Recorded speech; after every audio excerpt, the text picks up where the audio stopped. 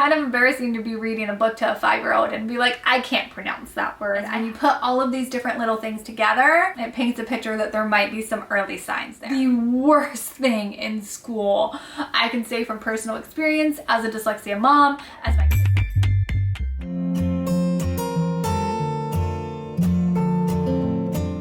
Hey guys!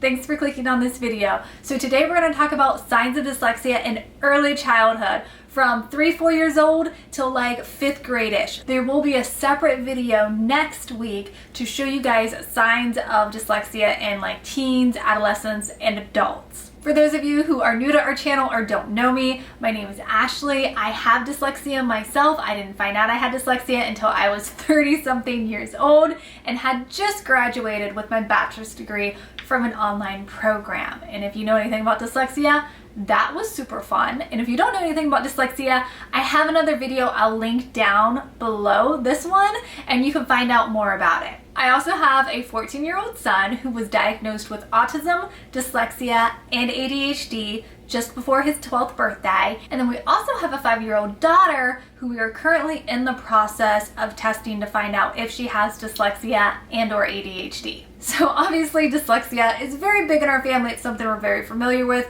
It does tend to run in families, so that part of it is not uncommon. But let's get into the early childhood signs of dyslexia. In that early childhood, you might start questioning, does your child have dyslexia? Do they not? This is our experience video. This is not a medical professional diagnosis. If you have any concerns over this, I would recommend that you talk to a medical professional to see if this might be a good fit for you. I'm not your doctor. I don't know what's best for you. But as a parent, you know what's best for your child. So even if you're discouraged and your teacher's like, oh no, it's fine, she's testing average.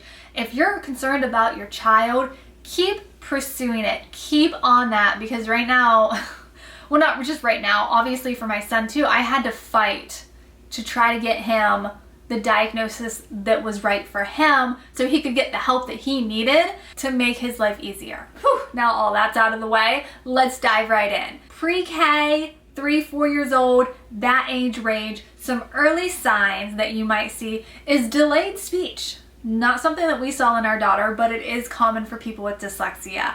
Another thing is mispronouncing words and switching the first letters. So like instead of saying teddy bear, saying Betty Tear.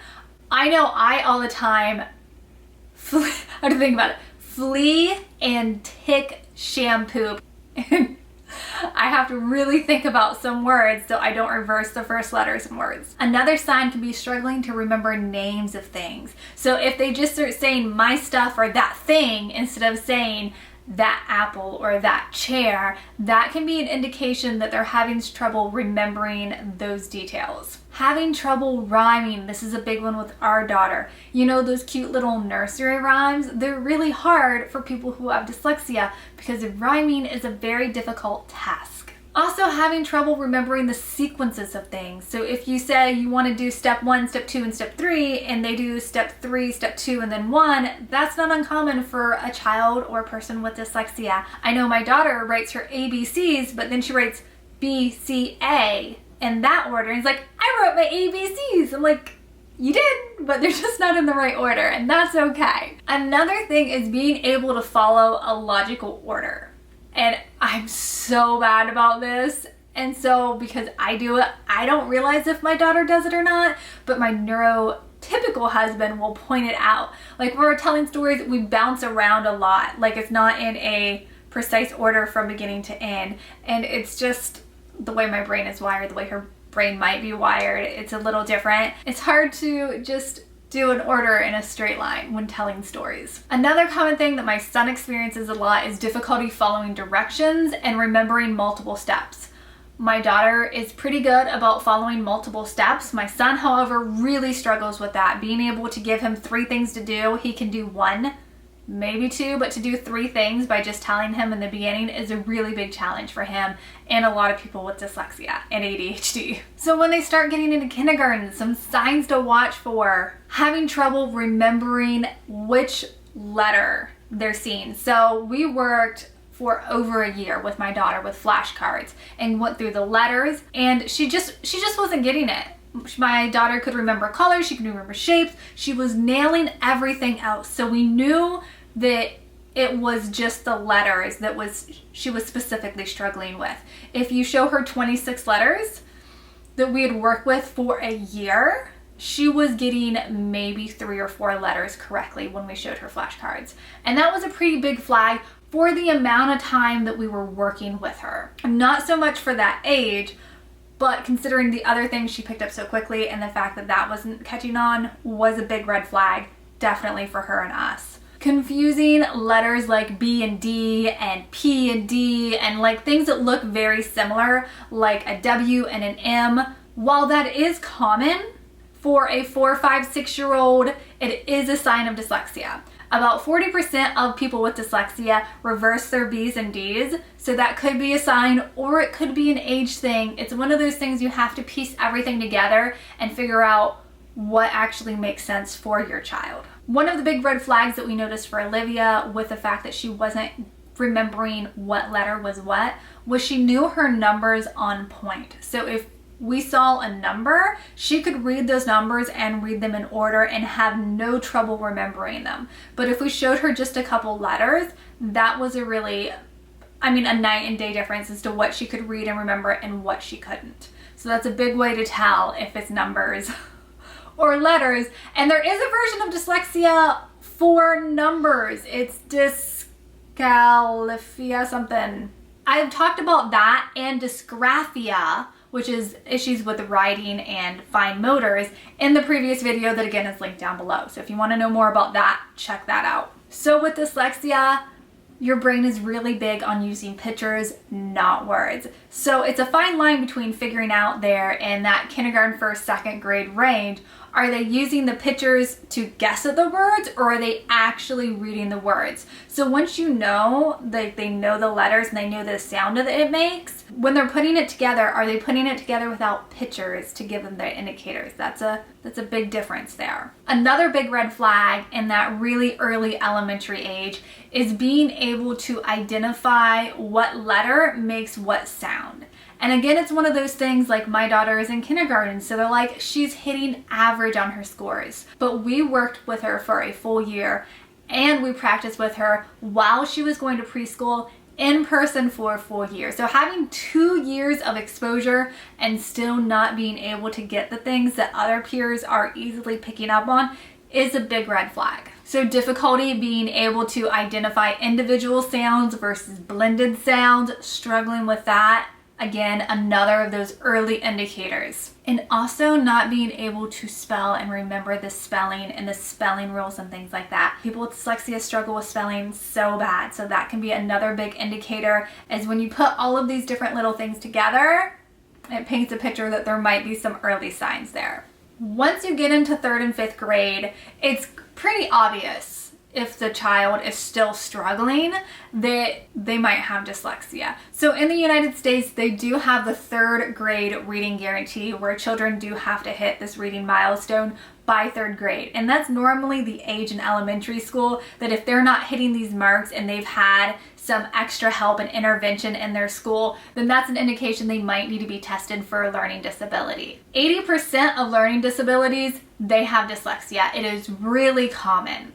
So don't be surprised and don't think that it's something bad. It just means that the brain is wired a little differently, and it's not always a bad thing. There's some good things to it. And again, I'm sorry I'm repeating this, but I've already talked about this in a previous video and I don't want this to be like a whole bunch of repeating myself. So again, it's linked down below if you want to hear all the good things about dyslexia too. So by that 3rd, 4th, 5th grade level, when they're starting to read out loud, they're confusing words, like reading the word of instead of the word for, or reading the word and when it says the.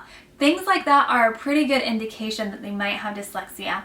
I know from personal experience that I read words that aren't there, and I skip words that are there, and I never understood why until I was an adult and got diagnosed, and then learned it's because I'm trying to keep at the pace of my peers and do this in my head so quickly, but my brain is wired differently, so it's going to go in a different direction that takes a lot longer. So to compensate for that, my brain is going to figure out what logically makes sense to me, and then I'm going to insert that. So I may not be reading the actual words there. I'm reading what my brain thinks it should say. And that's why these kids are not reading the actual sentences, they're guessing as to what it says. And it's a huge indication that you might have a learning disability. Another indication is not being able to sound out words. So you know how you have the word and then beside it sometimes you'll have the little pronunciations? If the child isn't able to sound it out with those pronunciations, that's a big red flag. I can't do it. As an adult, I never learned how to do that. My kids, my 14-year-old can somewhat do it because he's learned some of those rules that I never got, but it is a struggle for him. So another big issue is reading comprehension. So if your child is reading something in a paragraph and not able to comprehend what the story said, so if you ask them questions about, you know, what did Johnny do after he took the pie to Sally, and they're not able to tell you details about that story and comprehend what the story was about, that's a good indication that your child might have dyslexia. There is a good reason for that though, because our brains are working so much harder to read words because we're wired differently. We don't have the capacity to then stop and think about the story as a whole and all those little details. So we're using so much of our brain power to focus on reading the words, the comprehension is just missed. So another thing is, I know some people get nervous about reading out loud and in front of people, but for people with dyslexia, that is the worst thing in school. I can say from personal experience as a dyslexia mom, as my kids having to read out loud in school, like that is terrifying.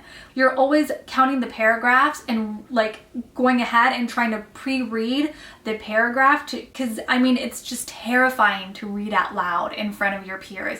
And that fear is not just them being shy, it is, I know I am not at the level of my peers and I don't want to be embarrassed. I still to this day hate reading out loud in front of people. Like if I'm telling a story and just speaking like YouTube, I can do it all day. I have no issues with that.